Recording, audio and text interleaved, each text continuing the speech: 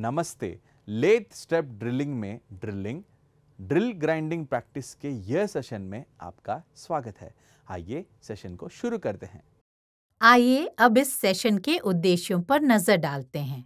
इस सेशन के अंत में आप निम्न में सक्षम होंगे: बाहरी डायामीटर को प्लस और माइनस 0.1 mm की सटीकता से टर्न करें, हैंड फीड करके आवश्यक आकार का एक होल ड्रिल करें, गहराई को सही करने के लिए पहले से ड्रिल किए गए होल को स्टेप ड्रिल करें, ड्रिल से ग्राइंडिंग का अभ्यास करना।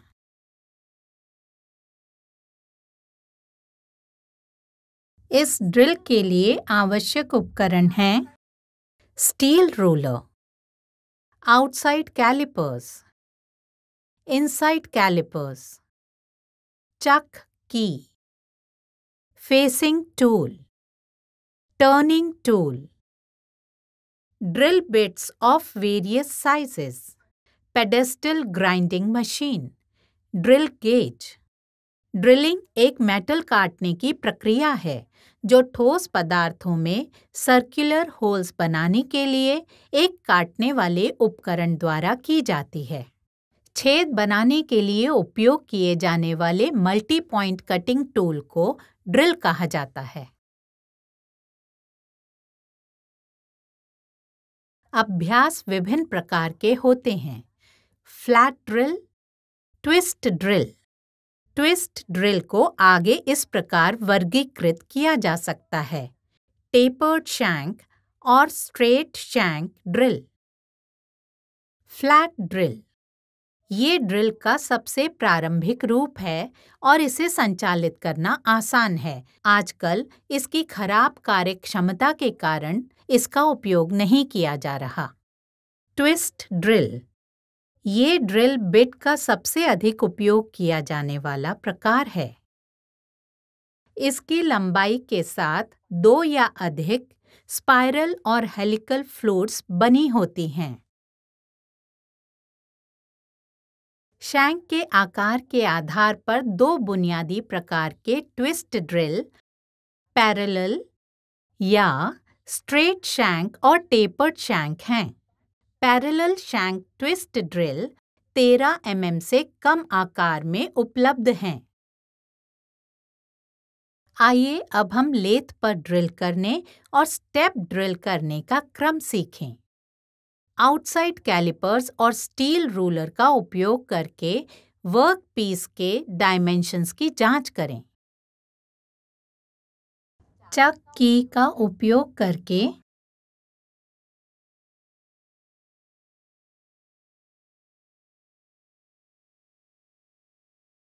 वर्क पीस के एक सिरे पर फेसिंग ऑपरेशन करें।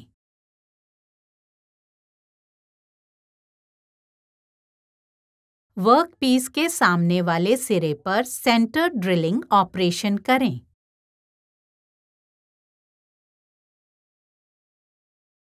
पूरे जॉब को 12 mm डायामीटर ड्रिल बिट से ड्रिल करें।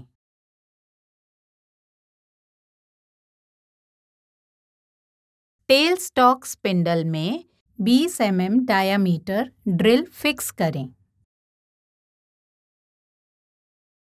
स्टेप ड्रिलिंग के लिए ड्रिल बिट को फीड करते समय पहले ड्रिल को 12 mm डायामीटर छेद से स्पर्श करें और टेल स्टॉक के ग्रेजुएटेड कॉलर पर रीडिंग नोट करें। टेल स्टॉक के ग्रेजुएटेड कॉलर की मदद से डायामीटर 20 mm ड्रिल को 25 mm लंबाई तक फीड करें।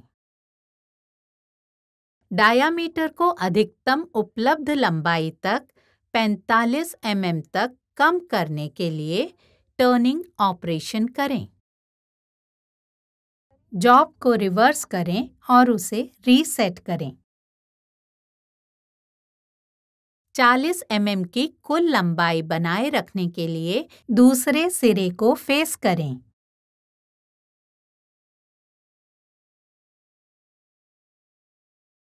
शेष भाग को 45 mm डायामीटर तक टर्न करें।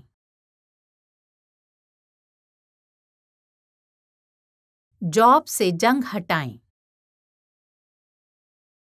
डायमेंशंस की जांच करें। आइए अब ड्रिल को तेज करने की प्रक्रिया देखें। जांचें कि प्रत्येक पहिए का सरफेस सही चल रहा है और पहिए साफ सुथरे हैं। सबसे पहले ब्लंट ट्विस्ट ड्रिल को दोनों हाथों में ठीक से पकड़ लें। फिर ड्रिल को टूल रेस्ट पर रखें। ग्राइंडिंग व्हील फेस में ग्राइंडिंग स्टोन से 31 डिग्री का एंगल बनाए रखते हुए ट्विस्ट ड्रिल के कटिंग एज को स्पर्श करें। व्हील फेस पर ड्रिल को थोड़ा मोड़ें और फिर 59 से 60 डिग्री प्राप्त करने के लिए एक कटिंग एज को आवश्यक एंगल पर ग्राइंड करें।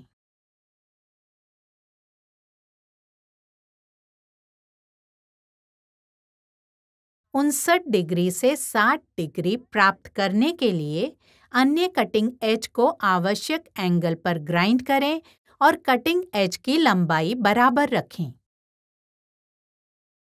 ड्रिल गेज का उपयोग करके कटिंग एंगल, लिप एंगल और कटिंग एज के लंबाई की जांच करें। ग्राइंडिंग मशीन को बंद करें और ठीक से साफ करें। आइए जानें ड्रिल को तेज करते समय बरती जाने वाली सावधानियां। उचित व्यक्तिगत सुरक्षा उपकरण पहनें।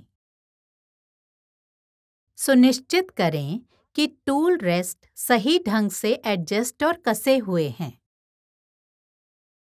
ग्राइंडिंग के समय ड्रिल के शैंक को थोड़ा नीचे की ओर घुमाएं।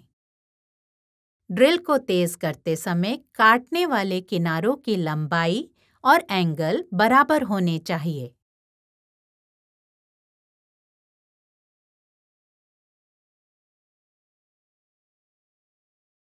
कभी भी क्रैक या स्प्लिट ड्रिल को दोबारा तेज न करें। ड्रिल को ज्यादा गर्म करने से बचें। ठंडे पानी में डालकर ड्रिल को तेजी से ठंडा करने से कटिंग किनारों में दरार पड़ सकती है। संक्षेप में हमने ये सीखा है। बाहरी डायमीटर को प्लस और माइनस 0.1 मिलीमीटर की सटीकता से टर्न करें। हैंड फीड करके आवश्यक आकार का एक छेद ड्रिल करें। गहराई को सही करने के लिए पहले से ड्रिल किए गए छेद को स्टेप ड्रिल करें। ड्रिल से ग्राइंडिंग का अभ्यास करना। तो यह सब लेथ स्टेप ड्रिलिंग में ड्रिल ग्राइंडिंग प्रैक्टिस के बारे में था। आशा है आप सभी कॉन्सेप्ट्स और एक्सरसाइजेस को समझ लिए होंगे। मिलते हैं अगले सेशन में।